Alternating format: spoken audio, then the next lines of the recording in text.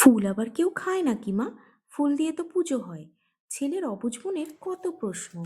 বাড়ির খুদে সদস্যর কাছেই এই কুমড়ো ফুলটাকেই লোভনীয় করার চেষ্টা করেছি তাই। আর সেটাই তোমাদের সাথে শেয়ার করছি আজকে।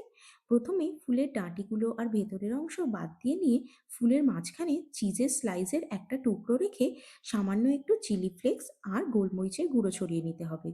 এবার বেসনের একটা ব্যাটার বানিয়ে নিতে হবে। তাতে বেসন, সুজি, নুন, চিনি, হলুদ গুঁড়ো, সামান্য বেকিং সোডা, একটু কালো জিরে, জোয়ান দিয়ে ভালো করে একটা বেসনের ব্যাটার বানিয়ে নিতে হবে। সুজিটা অবশ্যই দিও কিন্তু। সুজি দিলে এই ব্যাটারের স্বাদটা দুর্দান্ত হবে। এবার ফুলগুলোকে ভালো করে ফোল্ড করে ব্যাটারে চুবিয়ে নিয়ে এপিঠ আর ওপিঠ ভালো করে লাল করে ভেজে নিলেই রেডি হয়ে যাবে চিজ দিয়ে কুমড়ো ফুলের পকোড়া। আমি এটা ভাত দিয়ে খেয়েছিলাম, কিন্তু ছেলে সস দিয়ে শুধু শুধুই খেয়ে নিয়েছে। কেমন লাগলো তোমাদের জানাতে ভুলো না কিন্তু। আজ এটুকুই। টাটা।